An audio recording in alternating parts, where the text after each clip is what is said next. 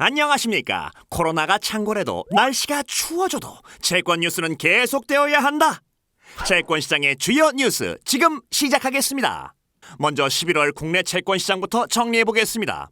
월초 미 대선 이후 블루웨이브 가능성 덕분에 채권 금리는 오르는 모습을 보였죠.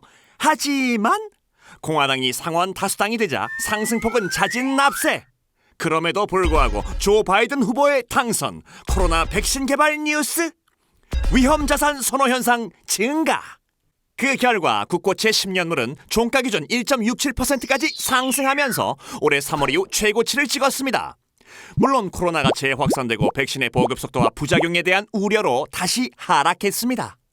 11월엔 이슈가 많아서 정말 금유탁이었구만. 금융통화위원회가 기준금리를 0.5%에 동결했고 올해와 내년 성장률 전망치를 상향 조정했지만, 그렇다면 내년 채권시장은 어떨까요? 우리나라 경제 성장률이 2분기에는 급락했다가 3분기엔 반등했는데요. 하지만 아직 정상궤도 진입은 아니라는 거. 우리나라 제조업 비중이 글로벌 평균 대비 높고 서비스업 비중이 낮기 때문에 사회적 거리두기 타격이 상대적으로 덜했는데요. 거기에 중국이 최근 빠른 회복세를 보여서 수혜를 입기도 했고 재택근무 등으로 반도체 수출이 증가해서 3분기 성장률에는 아주 긍정적으로 작용했습니다. 그래도 샴페인 터뜨릴 때가 아니야. 중국은 위안화가 절상하면 내수가 경제를 지지해줄 수 있지만 원화가 절상하면 우리나라는 수출에서 큰 타격을 입게 됩니다. 그래서 내년 한은 입장에서는 무엇보다 환율 안정을 신경 써야 하는데요. 만약 한은이 국채 매입을 적극적으로 검토하면 수급상 호재로 원화의 추가 강세 압력으로 작용하게 됩니다. 즉, 안 그래도 국채 매입이 소극적이었던 한은이 적극적으로 바뀌는 건 무리란 말이지. 내년부터 국채 발행은 장기물 중심으로 늘어나겠지만 수요는 그 정도는 아닐 것으로 보여지기 때문에 수급 전망도 썩 긍정적인 상황은 아닙니다. 그래서 2021년 국고채 금리는 상저하고 궤적이 예상됩니다.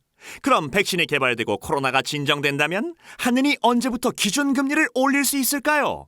이론적으론 중앙은행 출구 전략은 순서상 신흥국이 선진국보다 먼저 금리를 들어올려야 외인 자금의 급격한 유출을 막을 수 있는데요.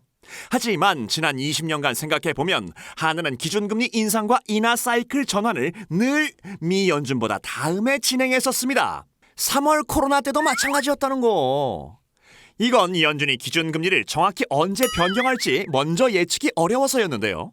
과거 2008년 금융위기 이후 연준의 출구 전략을 보면 2013년 테이퍼링, 즉 자산 매입 규모 축소 발표를 했고 실제 기준금리를 올린 시점은 그보다 약 2년 반 후인 2015년 12월이었습니다. 따라서 코로나로 인한 자산 매입의 규모와 범위가 예전보다 더 크다는 점을 감안하면 미국 코로나 집단 면역이 내년 5월이라고 치더라도 실제 미국 기준금리를 올리게 되는 시점은 그보다 몇 년 뒤일 거고 한은도 미 연준의 기준금리를 확인한 후 올릴 것이니 뭐 당분간의 금리 인상은 꿈에서나 만나자 이 말이지.